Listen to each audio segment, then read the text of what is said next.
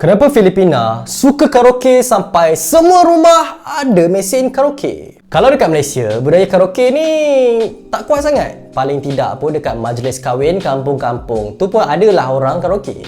Kalau nak karaoke sangat, kena pergi mall untuk pergi pusat karaoke. Tu pun jarang-jarang. Tapi dekat Filipina, karaoke tu level dia lain terus. Dekat sana, karaoke bukan sekadar aktiviti hujung minggu. Ia sebahagian daripada kehidupan harian.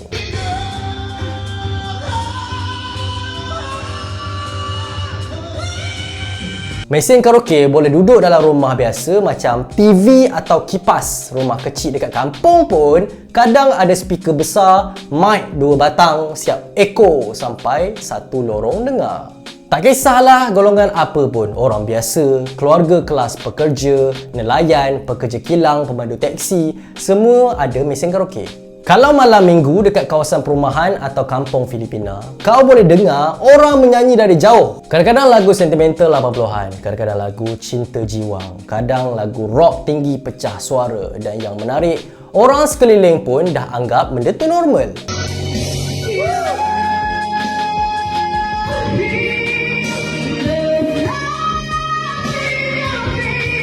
Kalau dekat negara lain, jiran sebelah mungkin marah atau report polis sebab bising. Tapi dalam banyak komuniti Filipina, karaoke ni sebahagian daripada suara kehidupan. Maksudnya, kalau ada bunyi orang menyanyi, itu tanda komuniti hidup, orang tengah berkumpul, orang tengah bersosial. Budaya ni datang daripada banyak lapisan sejarah dan sosial sekaligus. Pertama sekali, orang Filipina memang masyarakat yang sangat komunal. Mereka bukan budaya individualistik macam setengah negara barat yang hidup lagi private dan terasing.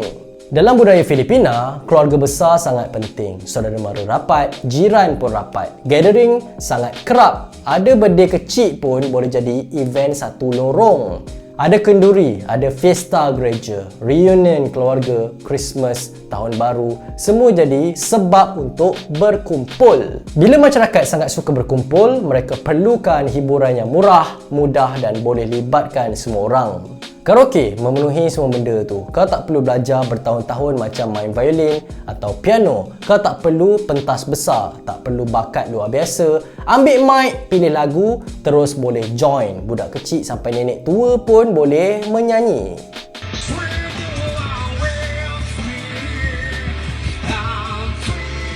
Dan dekat sinilah beza besar budaya karaoke Filipina dengan banyak negara lain. Dekat Filipina, karaoke bukan pasal jadi penyanyi profesional, bukan pasal nak impress orang, ia cuma sebab nak buat sesuatu. Kau join untuk rasa sebahagian daripada kumpulan. Walaupun suara pecah, orang tetap bersorak. Kadang-kadang kalau suara tak sedap, lagi orang gelak dan enjoy.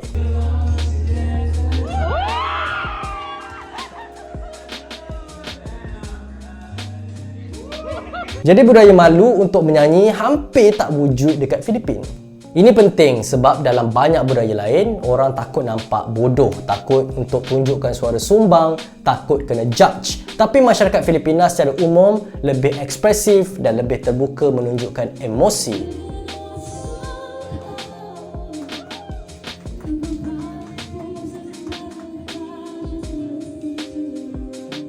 Mereka suka bergurau, suka menyanyi, suka menari, suka drama, suka hiburan. Sebab tu karaoke berkembang sebagai sangat subur dekat sana. Lepas tu ada faktor sejarah, penjajahan dan pengaruh barat yang sangat kuat. Spain menjajah Filipina lebih 300 tahun sebelum United States ambil alih selepas Spanish-American War. Akibatnya, budaya Filipina jadi sangat unik dalam Asia Tenggara. Mereka sangat terdedah dengan muzik barat, bahasa Inggeris dan budaya hiburan Amerika. Sebab tu ramai orang Filipina dari kecil dah biasa dengan lagu English. Kau akan terkejut betapa ramainya boleh nyanyi lagu barat dengan pronunciation yang baik walaupun tinggal dekat kawasan miskin. Lagu daripada Whitney Houston, Mariah Carey, Michael Jackson, Bon Jovi atau The Beatles sangat biasa dalam kehidupan mereka. Muzik barat ni pula memang sesuai dengan budaya karaoke sebab banyak lagu melodik dan emotional. Orang Filipina pula memang terkenal sangat sentimental dan emotional dalam hiburan.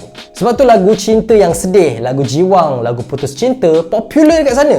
Sebab tu kalau kita tengok je lah, banyak penyanyi Filipina memang terkenal sebab vokal kuat dan penuh emosi. Malah Filipina juga terkenal sebagai Singing Nation. Ramai penyanyi bertaraf dunia datang dari sana atau ada darah Filipina. Industri hiburan mereka sendiri sangat besar. Menyanyi dianggap bakat yang dihormati. Budak kecil yang pandai menyanyi boleh jadi kebanggaan mak bapak. Jadi dari kecil lagi, masyarakat mereka dah normalize idea bahawa menyanyi tu benda yang biasa. Lepas tu masuk pula faktor ekonomi. Karaoke sebenarnya hiburan yang sangat murah. Dalam negara membangun, hiburan murah sangat penting.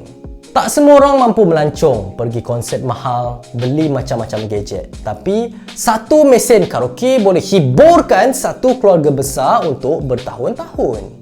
Disebabkan demand yang tinggi, industri karaoke dekat Filipina berkembang gila-gila. Mesin karaoke jadi murah, compact dan senang dapat. Ada yang siap datang dengan ribuan lagu terbina dalam. Ada juga sistem video karaoke dengan video dan markah skor. Benda ni sangat sinonim dengan Filipina, sampai kalau orang Asia sebut video ramai terus teringat Filipina.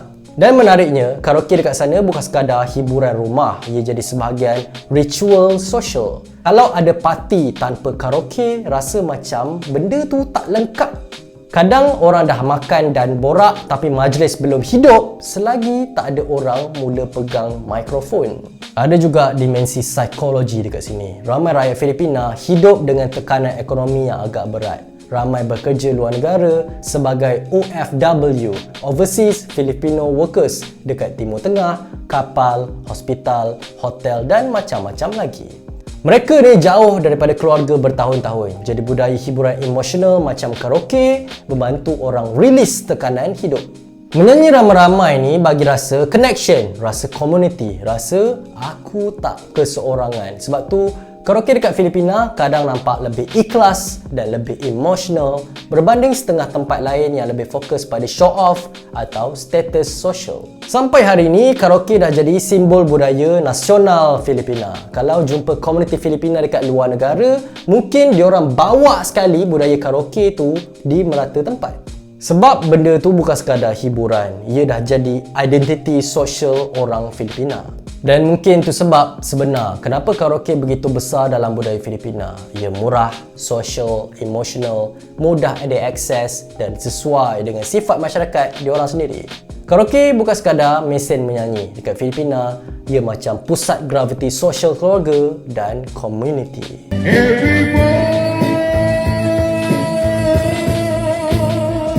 Kalau anda suka video ni, jangan lupa subscribe channel ni. Jangan lupa juga like, share dan komen. Berikan pendapat anda di ruangan bawah. Nama saya Daniel. Terima kasih kerana menonton. Selamat tinggal. Jumpa lagi. Assalamualaikum.